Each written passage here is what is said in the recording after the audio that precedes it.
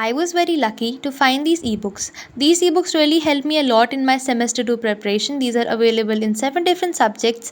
The Chemistry PYQs ebook is also released. Link is in the description. You may buy it now. Hey everyone, welcome back to my channel. So the topic for today is how to write an essay for class in ICSE.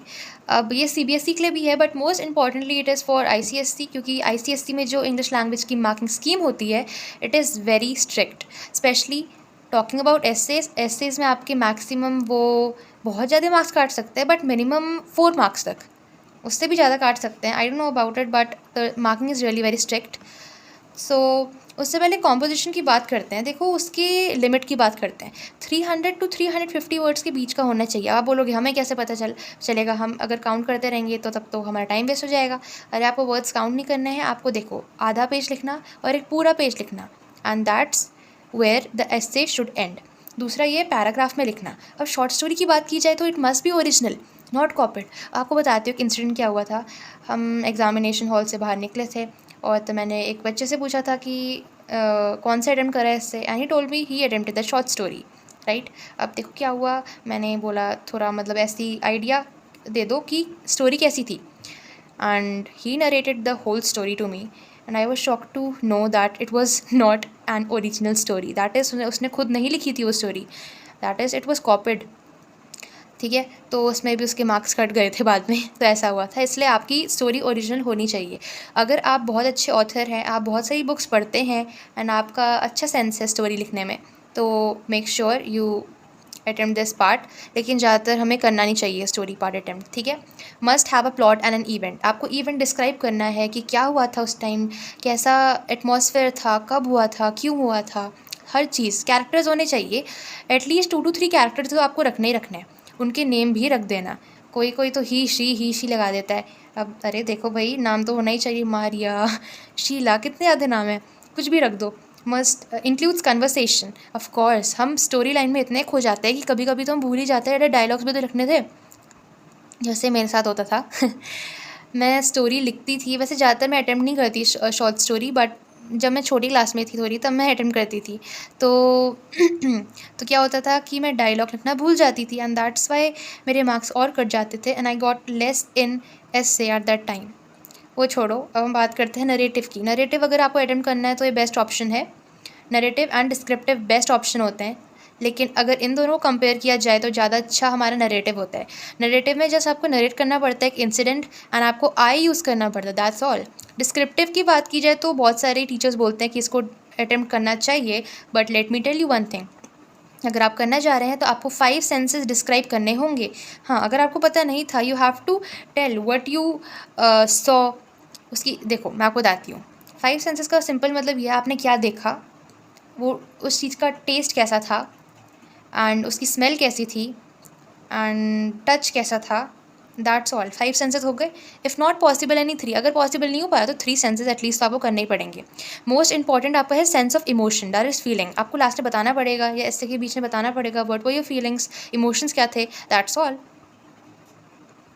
Now let's talk about argumentative essay. Take one stand. ये मेरे साथ पहले हुआ था एक बार. Argumentative एस्से आ रखा था and मैंने क्या करा, मैंने पहले 3 पैरा फॉर में लिख दिए, चलो ठीक है, लेकिन लास्ट में अगेंस्ट भी हो गई.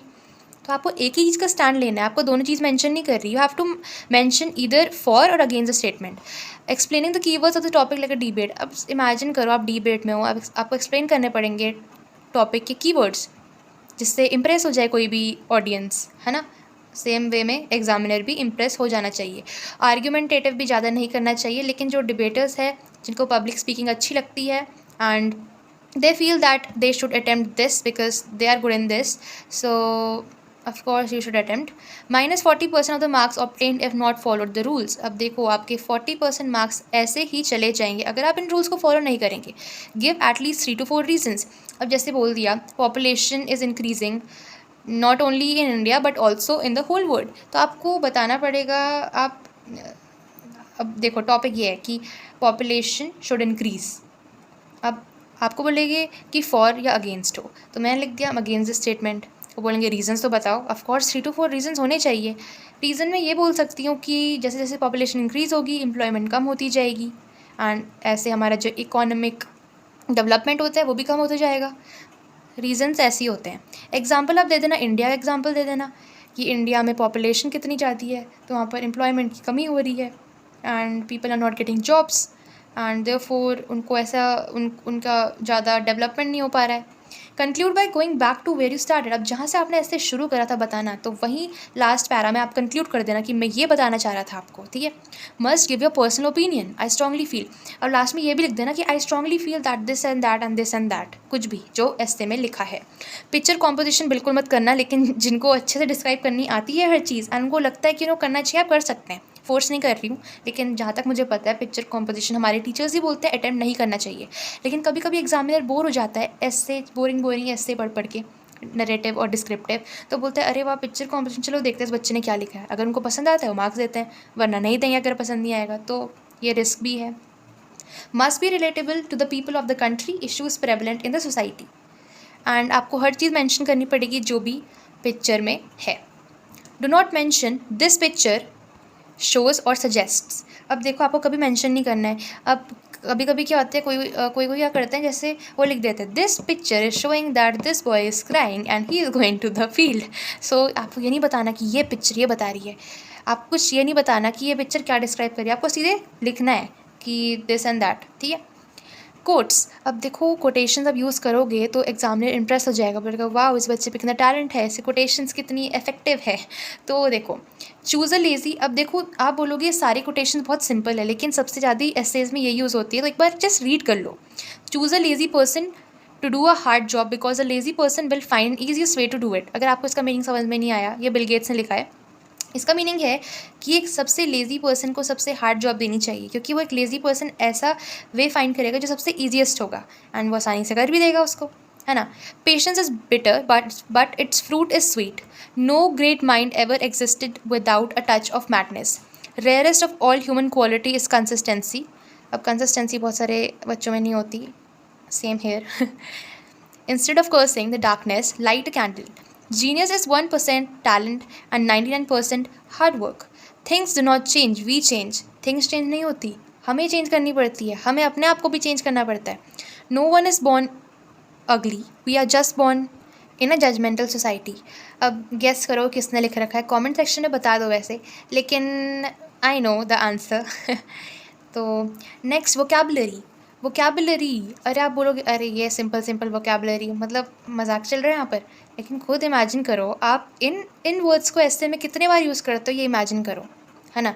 आप बोलोगे सरप्राइज तो हम सबसे ज़्यादा बार यूज़ करते हैं और हम सरप्राइज ही लिखते हैं, इसके ऑल्टरनेटिव्स भी होते हैं भाई, तो आप इनको यूज़ करना instead of using these and see the magic.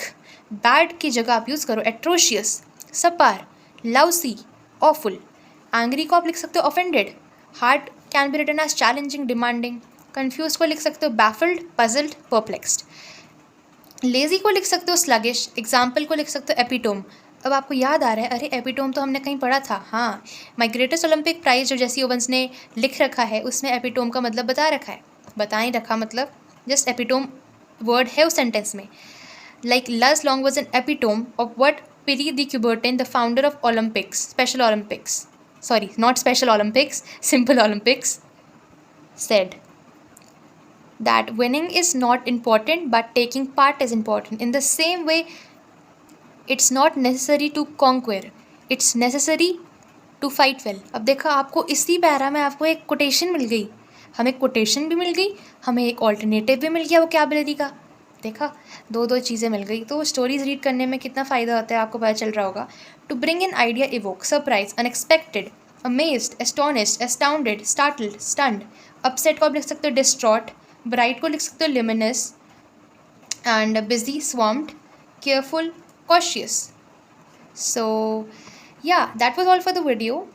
And मैंने देखो इसमें सारे इंपॉर्टेंट पॉइंट्स थे, आपको समझ में आ गया होगा इससे में क्या इंक्लूड करना है एंड क्या इंक्लूड नहीं करना है। एंड मैं आपको फोर्स बिल्कुल भी नहीं कर रही कि आप यही अटैम्प्ट करो, लेकिन मैं आपको जस्ट बता रही हूँ picture composition and story writing safer side में नहीं होते हैं। सबसे बेस्ट ऑप्शन है नरेटिव या फिर डिस्क्रिप्टिव, एंड देखा जाए तो नरेटिव ज़्यादा। या so subscribe to my channel, like this video. I'll be back with more videos, so stay tuned. Bye.